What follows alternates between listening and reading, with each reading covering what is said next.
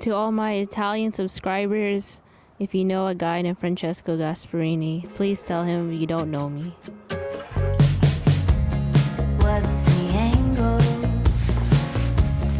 I'm not playing that game. It's the same business with a different name. Who's the target? Sorry, I'm not in the market. If I quit buying, you can't sell me anything. No thanks, I'll pass. I don't want any of that. I'll just take my chances. No thanks, not now. I made it this far somehow. I'll just take my chances.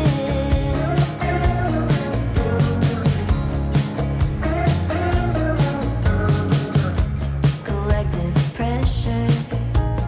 It's about time for another lecture. You do it too. If you knew what's good for you. Future minded. It's not much for peace of mind, my friend. If I quit buying, tell me what would happen then.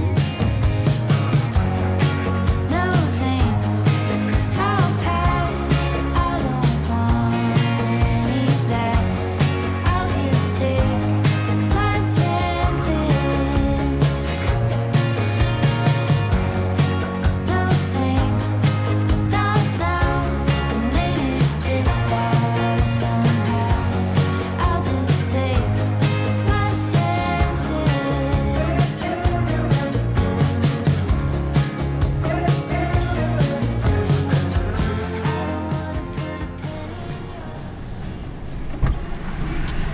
Yeah.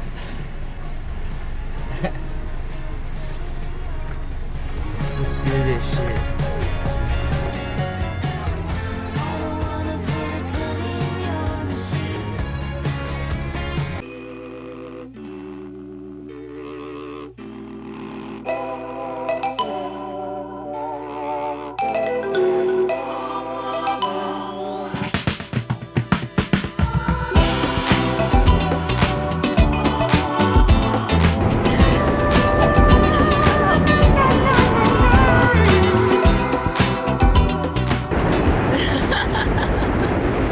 Here you go.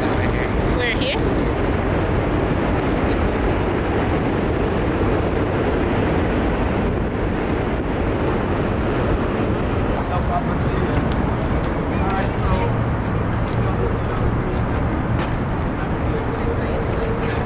Wanna wait for you. I don't wanna wait.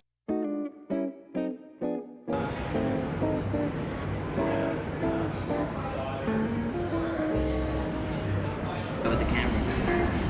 Who's that? Asteroid City. I haven't watched it I yet. haven't either. I just remember the main character uses the very short strap. I feel like there's always a character like that in Wes Anderson. Nice. This actually looks cool. It's a fisheye. Can you go close to the lens?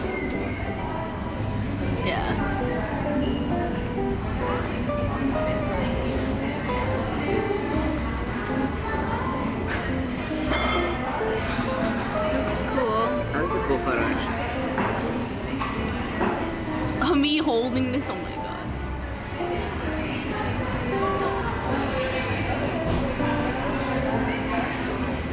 This thing is just so dope.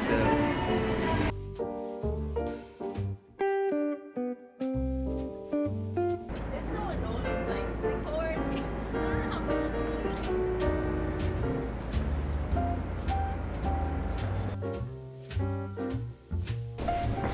No one's here. No, I see a bag.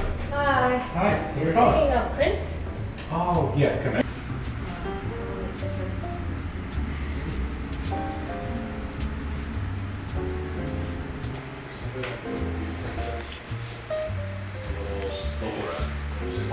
photographers, so maybe they put it together. Possibly, it could be this one too.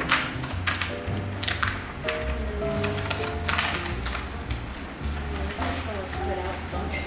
Yeah.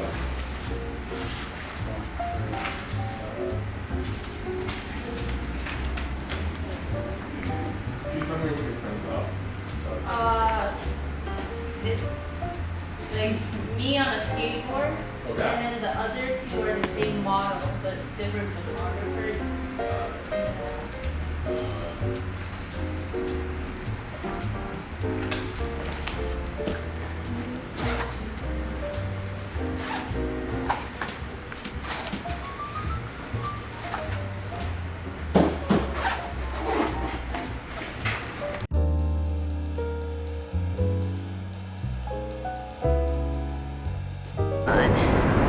You cracked me up. I was like, fuck.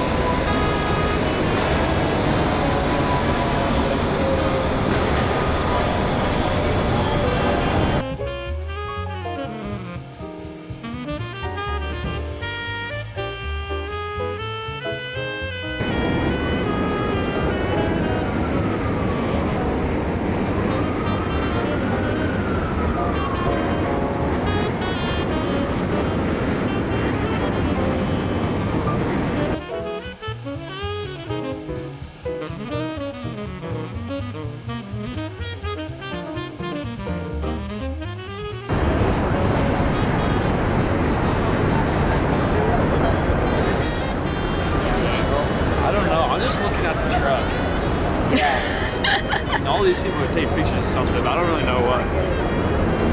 People love it though. I don't So know. interesting. I don't know, man. Of course. It's too funny. When it comes to using different film stocks, I usually lean towards color, but as of right now, I've been now using black and white, not necessarily Ilford, even though I like the quality of the film. I've been using more Rolly, which is actually my guilty pleasure of film stock that I've been using, even though they don't manufacture it themselves. And for color, it's been more Cinestill 800T has always been my go-to, but now I've been shooting more Kodak film. Never been a Fuji film stock person, and yeah, that's the film stocks that I've been using lately or have been going back and forth with.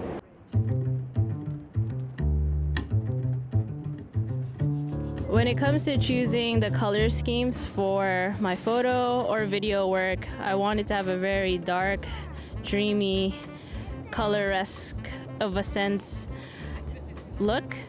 I don't know if that makes sense, but if you watch any movies that are made by Wong Kar-wai,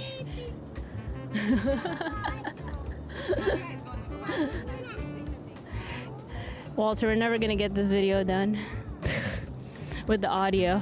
Okay, the kids are leaving. Okay, we have hope now. Okay, when it comes to the color scheme for my photo or video work, I prefer a very dark, dreamy cinematic look. If you have seen work directed by Wong Kar-wai and DP is Christopher Doyle, then you would have an idea of the aesthetic that I usually go for. Even with black and white, I also want rich black and white, nothing flat. As long as there's like another layer that implements in the look, so it just has this like strong look to it, then that is the type of thing that I go for. I don't want anything to just look like it's just something you could just like bypass when you flip through pages or scroll through a web page or on Instagram or some sort of social media. I really want it to have a very distinguished look where it makes you want to stop and look at it.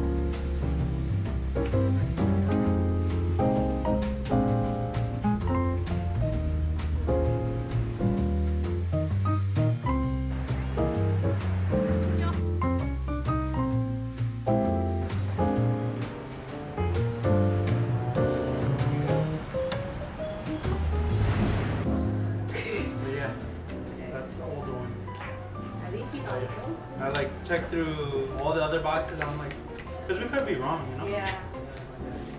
No, now I gotta like, I'm gonna check and everything.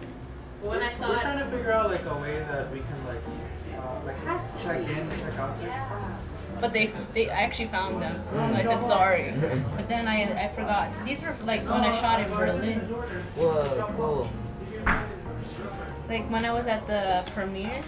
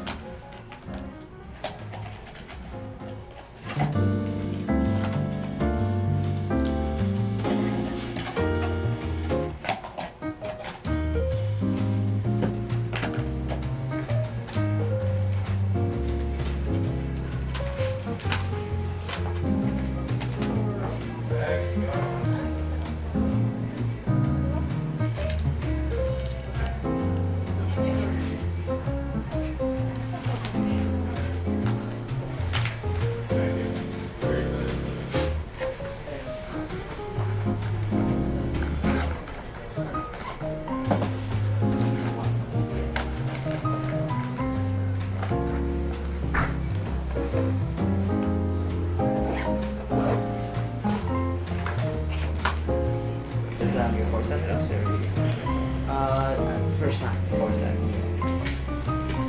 Brought him here.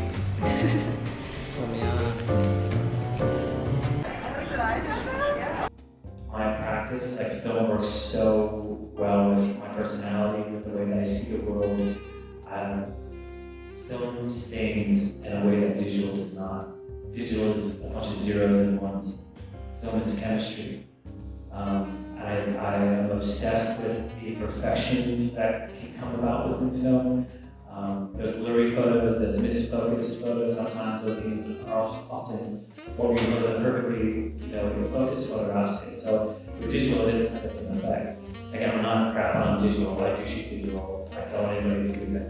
I think in an incredibly, increasingly just fast-paced, viral world that we live in, film has just radically slowed my universe down so I can think more clearly when I'm on a set with you shooting. So I got this one shot, all right, I got 5 rolls left on medium format, that's 50 shots on this camera I'm using. All right, I can lock in, razor focus in every photo. Every shot has a purpose. Every composition, every angle, every time I move a subject closer or a step closer, I'm shooting on the streets, personal work. It's just, I'm in love with the entire process. I think there's a lot of beauty in it. I think there's a reason why so many people return to analog, whether it's vinyl, whether it's, I'm sure VHS tapes are going to come back here in the next few years. But I think there's a lot of beauty in it in film. I think it's just slowed me down to be more thoughtful and honest photographer and viewer of the world.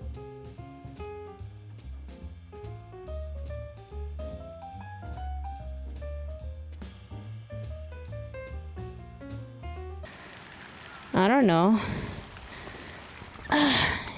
It's so funny. Do you see Pistachio? Look at this guy. Oh, now he's gone. Now he just went regular, but it was these two people here. Yeah. Anyways, he heard me. I called him out. Watch, the moment I put the phone down, he's gonna do it again. Yeah. Okay, anyways, back to the program. Hi everyone, welcome back to the channel. It's not Polo Stories, it's Joan Michel. Sorry to disappoint you. Oh, see, I told you he's gonna do it again. He heard me. He's gonna spread his legs. He's gonna spread his legs. That's what she said. Oh no, he's not doing it. Anyways, okay, so back to the question. When it comes to, I'm actually surprised that people are interested in when I'm going to make another photo book. To be honest, I actually never thought I would make one because it's really hard to decide on what type of genre or topic to make a photo book about. And it's a lot of pressure when you make your first photo book, I'd like to believe. And so I never thought or knew when I would make a photo book, and I always held out in creating one because there's just a lot of pressure. And I didn't want to do a photo book that was just a whole compilation of previous work. I wanted to just have one topic and just stick with that, and I didn't know what it would be. And then in 2021, I was fortunate that in a sense, I was pressured to create a project. However, it was just supposed to be a video, and I chose to document it on film. And to go along with that, I decided to create my first photo book.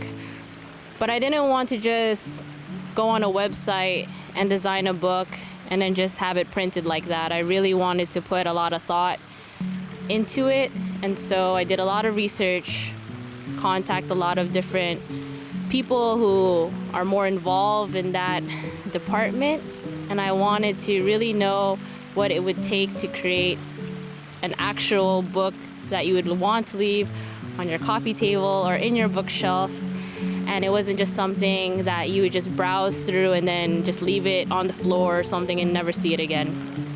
And so I really put a lot of time and effort into creating my first photo book, which I really appreciate for each and every one of you who got a copy. And I understand why photo books are so expensive, because it's not just photos printed on a piece of paper. It takes a lot more than that, and there's just a whole art into making books. And so when it comes to creating my next photo book, to be honest, I don't even know the answer to that.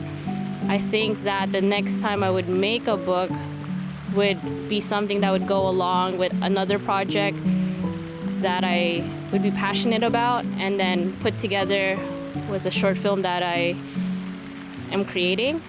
But I would never just solely make a photo book just to make a photo book. I always feel like I want to make a whole combination of things, like a package deal, so then whoever is the consumer is not just only getting that one thing.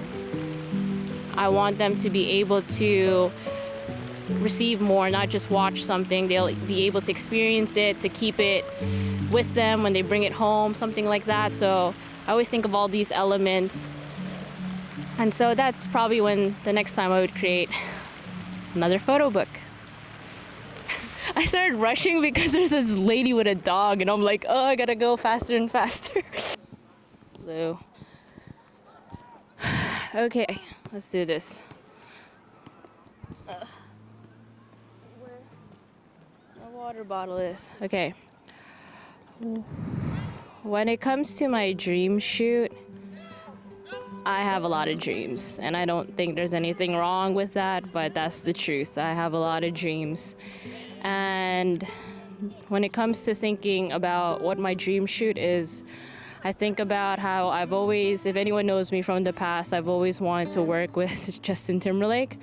And he's not in the greatest light right now with the new Britney memoir out, but he's someone I've always admired as an artist, as a singer.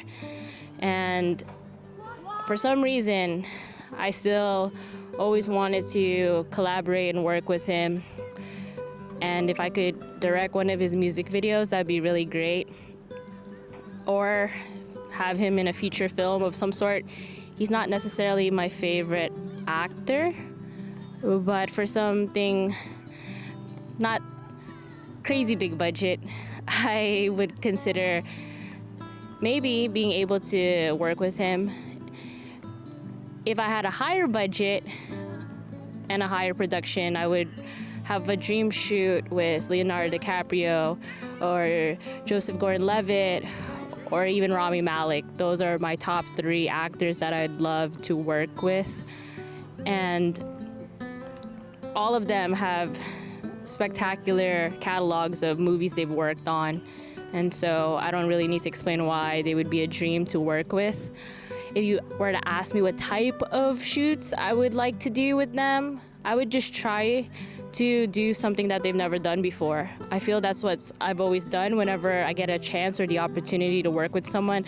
I look through their portfolio and I try to ask them if they're interested in wanting to do something different, and I think the answer is always yes. And so if I'm able to do that, that is what I would like to do.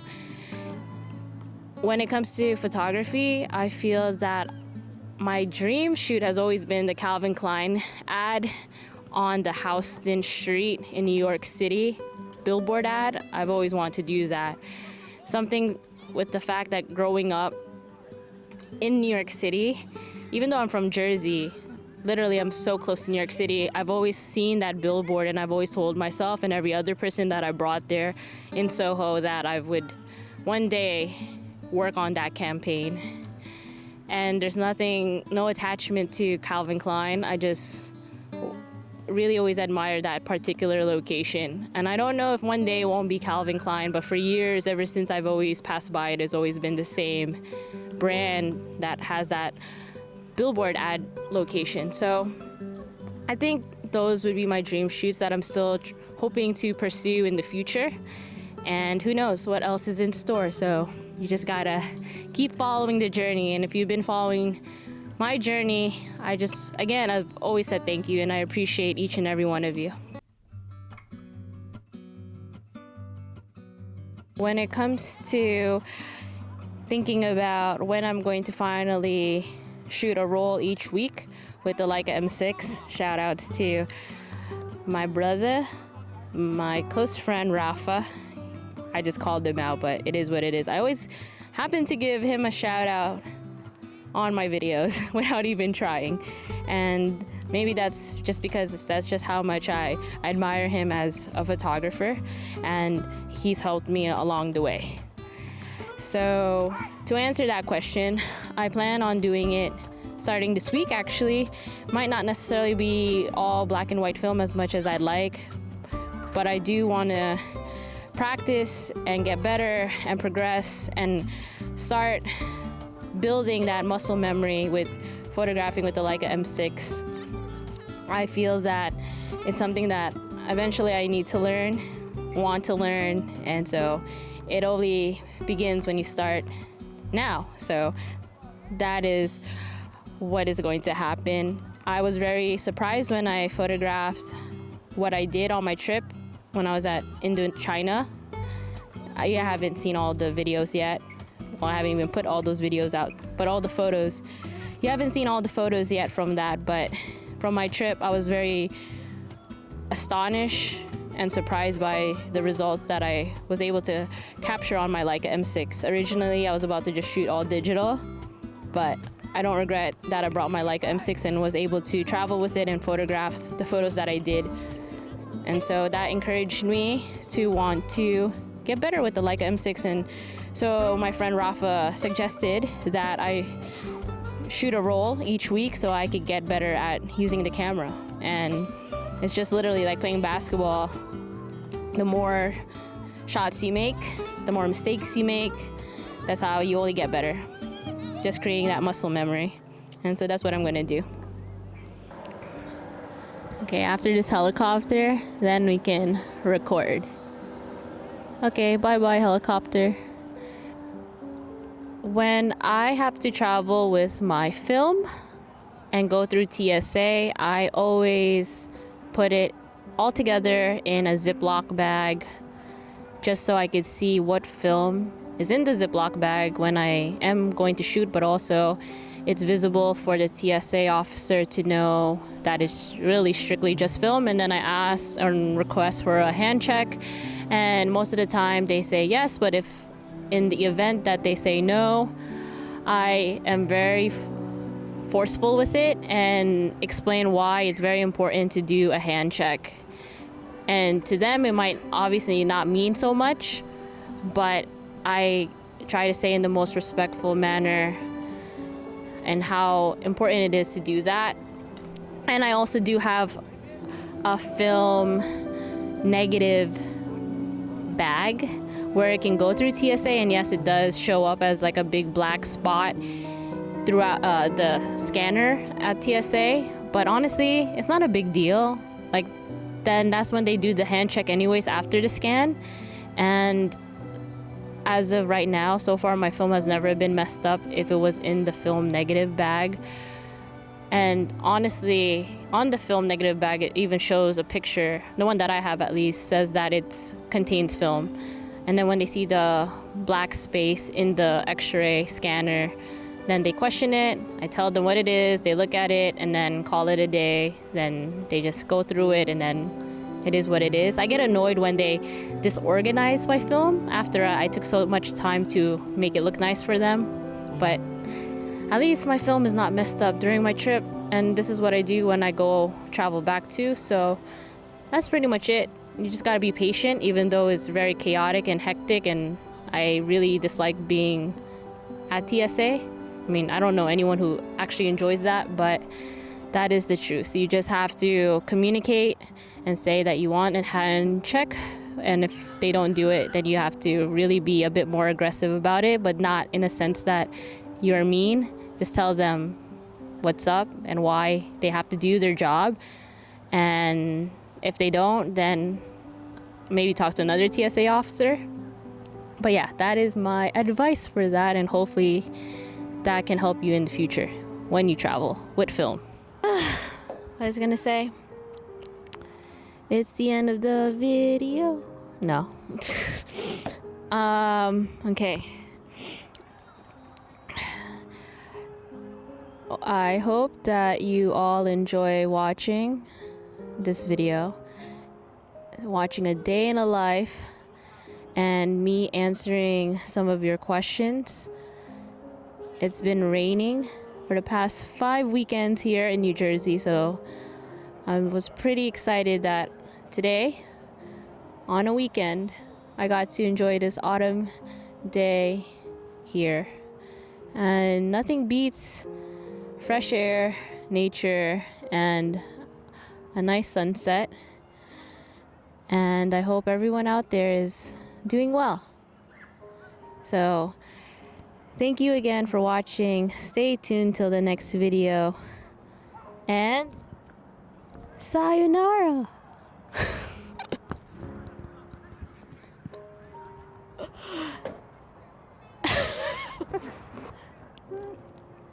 Yeah.